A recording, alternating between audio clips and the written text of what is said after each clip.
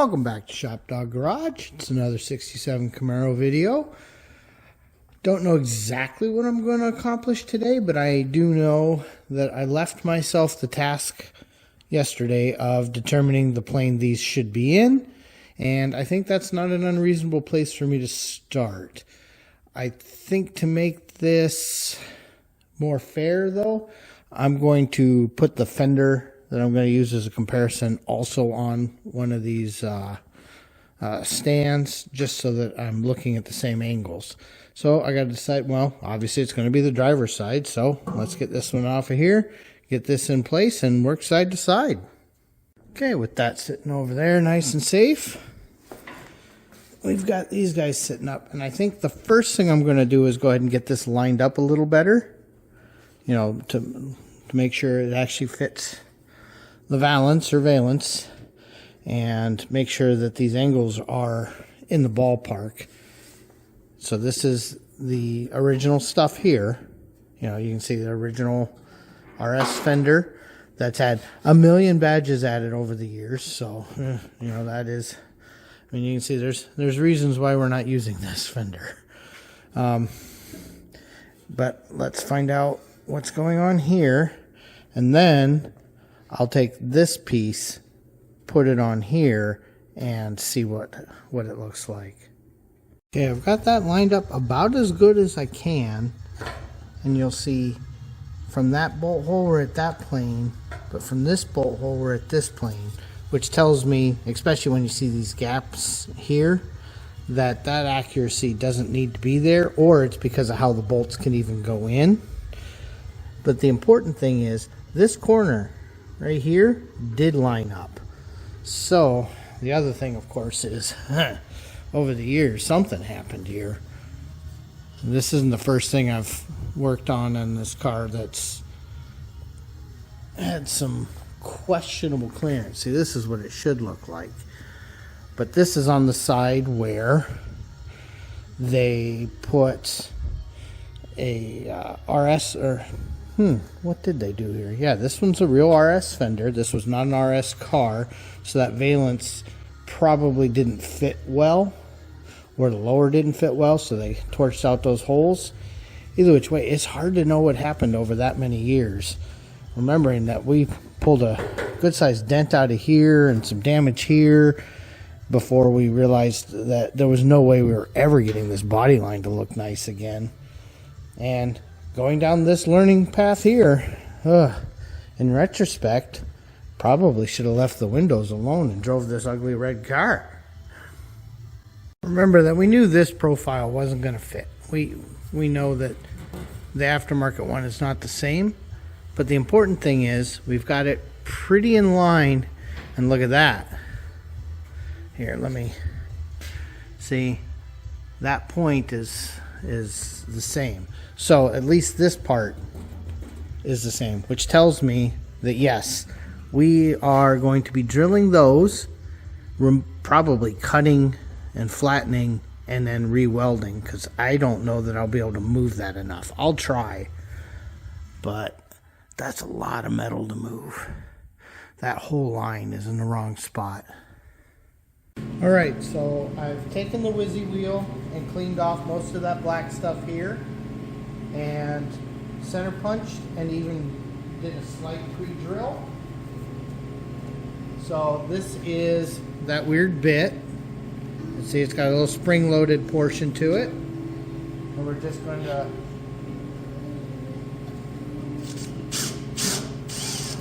see, it wants to walk, so you got to be careful. It'll get you.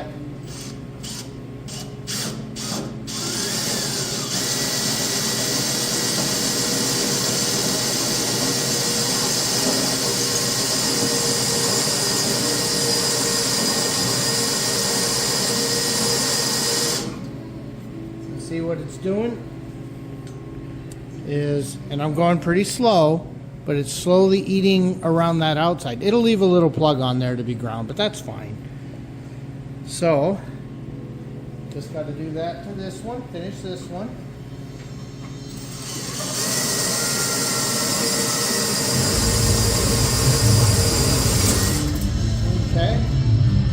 do these two. Normally, you don't get this whole plug, but it's so thin there, you can see how thin that is. So, unfortunately, I'm going to be doing some build-up here later. Okay, so we've got those drilled. This is what I was hoping for, is to split it like this, but it's really thin. So I've got 2 plug welds I'm going to have to do. But now I'm going to try to peel this up and see just how much I'm going to be cutting, because there's no way I'm doing this without cutting with that fold. I'm not going to be able to reshape it otherwise. Well, a ridiculous amount of time has occurred. You'll notice the inner is out. I'm actually still working on fitting this to the fender before I do this, and I just can't get a line I like, so I keep pulling it all apart, relieving a little bit, moving a clip, relieve a little bit, move a clip. You'll see, let me grab my guide stick here. So back here it's all fine, but I start catching right here. So right as I'm getting to where the bumperette starts. So, and you'll see it's okay enough here for how it works, but right there, which means this has to come up a little bit. I want to make sure this is fitted to the fender as best as it's going to be for paint. 1, so I don't got to do a bunch of filling, but 2, before I alter this, I need to know exactly where I'm going. This has already changed how much I'm pulling off of here. I'm still pulling a bit off, but not as much as it was before. So let me peel that up a little.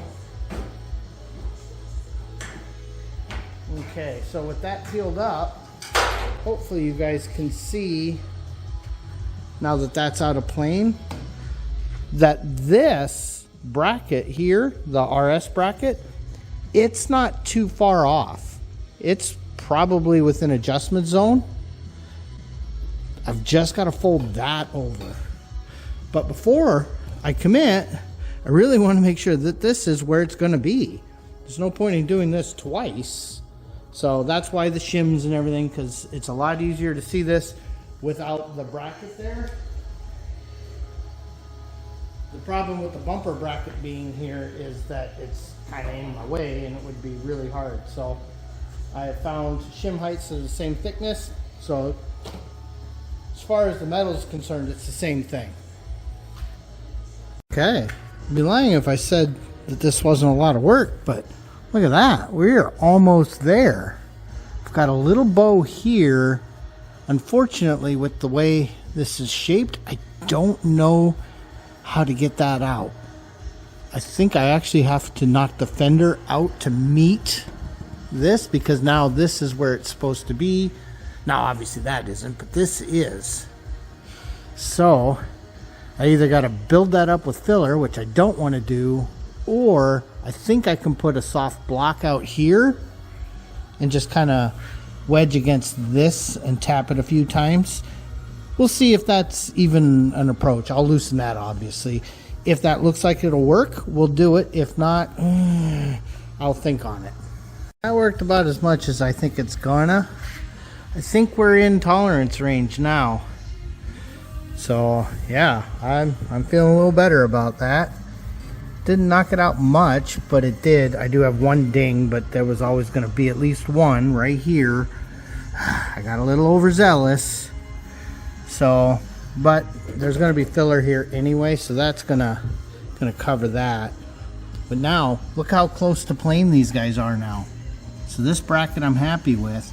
I've got to, unfortunately, I don't really see a solution that doesn't involve me cutting this. So I'm probably going to have to like pie cut this. So cut it, hammer it down, and then tack, tack, tack, tack, tack, tack, tack, tack, and then reshape and make that. Conveniently, this location on the car, you know, as that valance comes up and screws here, that's going to have a little bit of wiggle room. And remember too, I don't know who's paid attention, but these bezels, even from the factory for the headlights, they don't fit. They've never fit. When you go and you see a car and that bezel and this meet and they look perfect, That's a car someone spent a lot of time on. That is not a car GM spent any time on. It's time for a super scary thing. So you'll note I have sliced this nose off. I have ground out some area, and I've still got some flattening I've got to do before it can go back on. But you can see we're getting closer and closer. So I'm just taking a little at a time and a little at a time until I can make this line up with this. Once that's there, then it's going to be the most terrifying, scary tax I've ever done. This will be fun. Well, it appears I'm doing something else for a while. Let's find out where we're leaking. This joint again. Okay. I think that's what I'm doing for a little while. So, I was in here getting ready to weld and just plugged that hose in and said, huh, what's that whistle? Which has obviously gotten louder. But, yeah. So, let me let that drain. What I had to do here, because, you know, the thickness of the metal, is I did a pie cut here and a pie cut there just to bring that level down so that when we weld it on, it'll be fine. So the next thing I got to do is clean that, weld that, grind it. Same over here, weld and grind it. And then we can put the piece on there and start the scary build up. I'm going to be running to town to get some parts for fixing that. Before I did that, I went ahead and swapped over to the 30 mil wire like I was gonna. Obviously, it's not as clean as I want it because it's hard to get in there with the grinder. But it's flat enough for me to be able to see where I'm at here. I've got one spot I'm going to grind down right there, but this is really close. Honestly, I don't even know that I'd have to, because by the time I weld all that in and grind it all back down, I'm basically reshaping the whole thing. This is just a guide. So I'm going to run to town. We'll be back after a while. Insert one trip to Menards, and hopefully I have everything I need to fix that. No one's going to accuse me of being a plumber, but here's what we're going to test. So this is still our entry into the system, and I still want to have a hose point. So now I located the wood where I know there's solid surface, so that could be under very little tension. I added a union. I could have spun it on, but service would have been impossible. And then now we've got the hose going up, so if there's any water, it should accumulate here. And I've got my shutoff valve here. So next thing I'm going to do is let it pressurize and then look for leaks. I'll go find my, I have my squirt bottle. So we'll be back in a little bit. I don't remember having this set so high, but apparently we do. Okay, let's see. Okay. Well, I don't hear anything. That's a good start. Put a little soap on everybody. And look for extra bubbles. I hear something. Yep, right here. Right at the union. We're still leaking on that side. So I'll get that tightened up, and then that's my plumbing. And with that's it for a while. Couldn't get this to stop leaking. It had something stuck in it, so I monkeyed with that forever. And this union still leaks just a little bit. I don't know if you can see it, but it leaks just a little. Although, to be fair, the rest of this part of the system leaks a little too, so it's not like that needs to be perfect. As long as you remember to turn the valve off, you're good. So that added a little extra time. I'll have to get back to this after a while. We've got plans in the city, so I got to get going. But we'll come back to this in well, either tonight or in a few days. Just in case this is the end of the video, I thought I'd shoot an outro. Look at that ShopDog thing. Want to tell me that it's time. And ShopDog says, I like the new cookies. Anyway, thanks for watching. Please like, comment, and subscribe. Ollie would appreciate it.